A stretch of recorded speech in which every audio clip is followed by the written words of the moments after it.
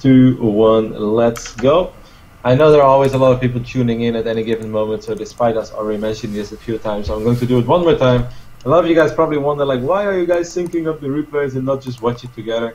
That's because these games have been played 2-3 days ago to create optimal circumstances for the players, because we didn't want to force them to play at ridiculous times, which would have happened otherwise. Tomorrow all the games will be live. But these games were played before the patch was, or at least Battle.net was updated and the patch came out. So right now we're actually not capable of watching the replays together because they are over previous patch. But tomorrow, Johan, we won't have that problem. Yes, and we'll have game heart maps to walk with as well, so definitely going to be fun. Yeah, I'm excited for that as well. Looks a little better because this scoreboard, even though it's sexy, it cuts that one Terran logo off a little bit. It's a little unfortunate. Other than that, it's all good though. So shout out to the guys of Starboard as well for making a sexy looking and very easy to use scoreboard. Yeah. If you guys ever want to stream your own games and you want to use scoreboard, check out Starboard. Seems to be a good product. Even we figured it out very quickly. Yes, and that means a lot, guys, because most of the time... Best user review. Even Rotty and Todd used it. In general, I'm very happy when I'm still able to turn my PC on and double-click on the StarCraft icon. If there's somehow a problem in between that process, I am in trouble.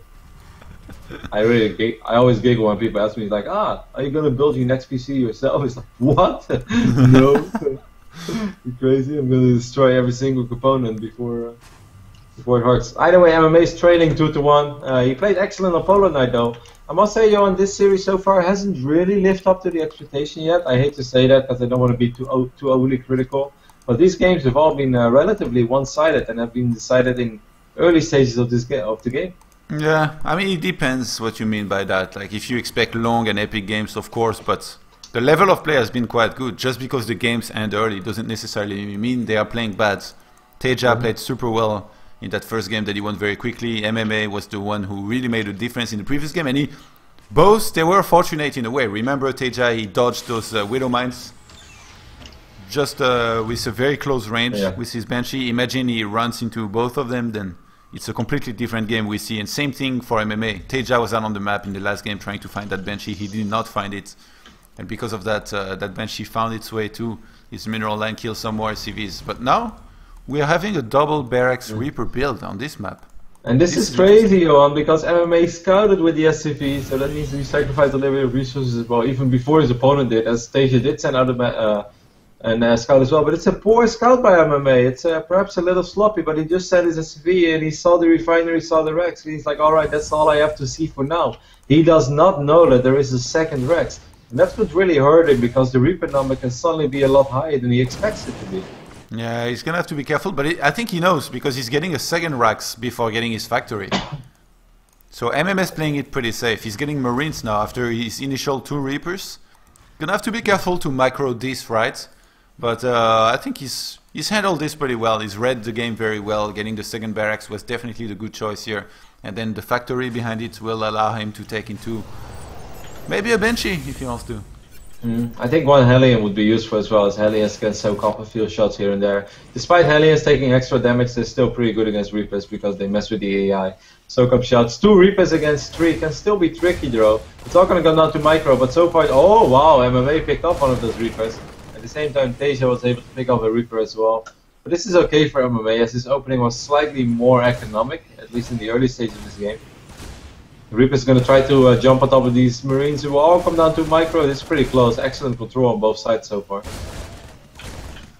Yeah, MMA has to be careful. He's chasing down those Reapers here. TaeJa might turn around and snipe the Reaper of MMA. One of his gets sniped instead. He goes back up the ramp and he's going to get rid of those Marines. One Hellion came out. It's time for TaeJa to go back. No, he fights. Actually, and loses one extra Reaper. I disagree with this. Yeah, imagine if he would have been able to save one more Reaper. Right now, if he would be able to jump 4 full HP Reapers back in the base, of course, that's an unlikely scenario against MMA, because if you be that aggressive, if you're committing that much, then it's obvious that your opponent is going to be able to kill a Reaper as well, unless you just have absolutely godlike control and nothing works for the other player. Either way, it was reasonable well, reasonably successful, I want to say, for TaeJa. Now he loses that Reaper as well. Yeah, but he spotted the starport, which is very important. Now he can just get in the defensive posture against any kind of medivac drops. True, but imagine if he would have had still 2 Reapers on the other side of the map. Then the moment that MMA decides to be aggressive, those 2 Reapers can jump into the main base once more. It could be very annoying. Especially because right now, like MMA is adding add-ons and stuff, so he wouldn't really have a whole lot of production. Either way, this is going to be an important moment for MMA, as his command center is of course quite a bit later than the one of TaeJa. This drop kind of has to deal some damage, otherwise he's going to fight an uphill battle. Already very early on in the game, Hellions from the low ground are going to try to provide some additional DPS, but so far good hold by TaeJa. Yeah, and MMA is going to have to evacuate for now. He might go for the bunker at the expansion, which has only 1 Reaper in it. But TaeJa's on point. He's waiting for this. Actually, whoa, he has to be careful. That bunker could get sniped very quickly if MMA was to attack it. The medivac got damaged quite a bit, which is good for TaeJa. He could finish that if they fight head on again. It was an excellent decision to focus the medevac, because if he focused the Marines would have just been unloaded outside of the main base once more. He would just heat them up, and then this nightmare would start all over again. Cheeky little drop over here in the back of the netro from TaeJa. TaeJa has most of his units in the main base. Unfortunately for MMA, there is of course no stim with the openings that he went for. But still, he might be able to get some work done, pick up a few SCVs, maybe get a cancel on his engineering bay. That would be something. Yeah, and TaeJa reacted very quickly, only using 2 SCVs here while leaving this area, bringing back some reinforcements here. Oh, it needs to try and get that medivac. MMA is going to evacuate for now. MMA's got his own expansion behind his team. Timing is about the same for both of these players. And MMA is already ready to basically pump out some tanks, as he's got a tech lab add-on in his factory. MMA has brought himself back up in this game quite well. I can see that expansion of TaeJa. Yes, he's even creating a small supply lead for himself. Economically, however, TaeJa has still 4 workers ahead. I felt that the MMA did a reasonable job. It was just TaeJa defending very well and just not losing more than he should have. In the grand scheme of things, 5 SCVs have gone down throughout the entire game. I think cancelling that eBay was really useful. Otherwise, TaeJa would perhaps get a pretty big upgrade lead in a certain phase in the game. Now that was delayed by a full minute or so that was something. Yeah, but TaeJa, he knows what units he needs to get to be successful in this series, and he's going to get a Cloak Banshee, even though he's going bio and already researching Steam Pack. Yeah, it's a ballsy move. But it could definitely pay out, because MMA is probably not expecting it anymore in this phase in the game. If there is no turrets, this could do a lot, especially if there is no cloak with this. It kind of feels like Dark Templar in a PvP where you don't really have detection. A couple of Hellions were just dropped over in this tiny little corner. Now TaeJa should be able to spot it. Are some SCVs going to fall as these 3 Hellions are going to try to make their way around this base? Oh, actually, how come these 4 shots? I'm confused. Either way, it's a reasonable Hellion run by actually getting a couple of juicy shots up over there in the long run.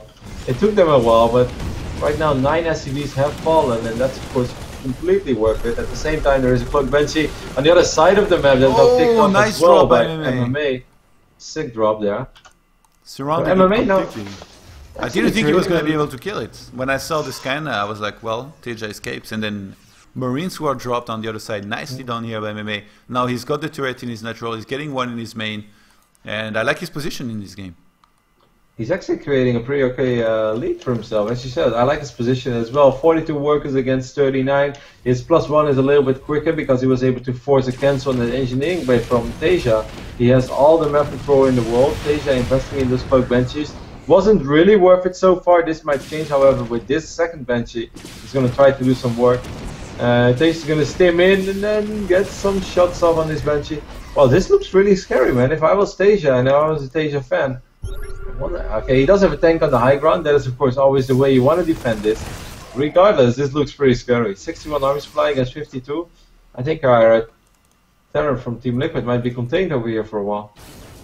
Yeah, he's got a Viking, so he's going to try and do some work with this. He needs to evacuate that bunker here in a second.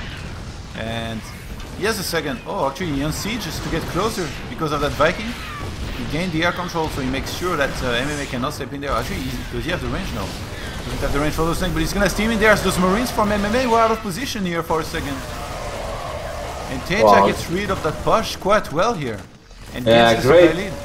Great patience there by TaeJa, and the moment that he saw a window of opportunity to jump on those tanks, he seized on it immediately. That's just world-class play there by TaeJa. MMA having those Marines, as you said, you're on slightly out of position, and TaeJa's just like, alright, this is my moment. Also, while he repositioned that tank, so that tank was giving backup fire. Despite it not being in range of the other siege tanks, it was going to protect him against the Marines that could potentially chase the Marines of TaeJa. Excellent engagement there with TaeJa, and what looked like a dicey position. TaeJa has created almost a massive lead right now, I would say, for himself. He's picking up those tanks. He's going to drop his third command center right now, which is a little later than MMA, so MMA does have that going for himself. But still, 30 supply ahead, that's quite a bit. And this is what I call a ballsy move here, and a ninja drop as well. 4 medivacs filled with units, including some tanks, are going to fly all the way around the map and drop in the main of MMA here, who has no idea. MMA is basically trying to secure the position around his third base here. TaeJa, he left almost nothing back at home. Only the reinforcements that are coming out of his barracks will be there to defend. And actually that Marine at the bottom left hand side not even able to spot those 4 medivacs which are gonna now unload in the base of MMA. There is already a quite nice lead here for TaeJa in supply, about 20. He's looking to gain even more with the position here. Engineering bay is going to fall, so that means no +1 armor for MMA. That does suck. Scan going down. MMA is going to skim in immediately. The longer this goes on, the better, the worse it will get for him, of course. He picks up the tanks, and he will actually be able to usher these medevacs out.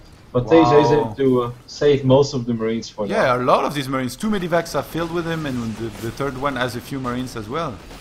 I think he saved 19 Marines here. So if we look at the supply now, TaeJa is still in the lead. He killed a very important engineering bay of his opponent. He supply blocked him for some time. Yep, picked up a handful of SUVs once more. I think he had 8 workers before, now 10. Excellent reaction there though by MMA, Johan, because we all know how hard it can be the moment there are a bunch of siege tanks in your base. It's always hard to find the right engagement. If you engage wrong, you could actually just lose the game there. So despite the drop being excellent by TaeJa, despite TaeJa preserving or saving a lot of those Marines, that was awesome as well. But mad props to MMA for the way that he handled that. Excellent crisis management.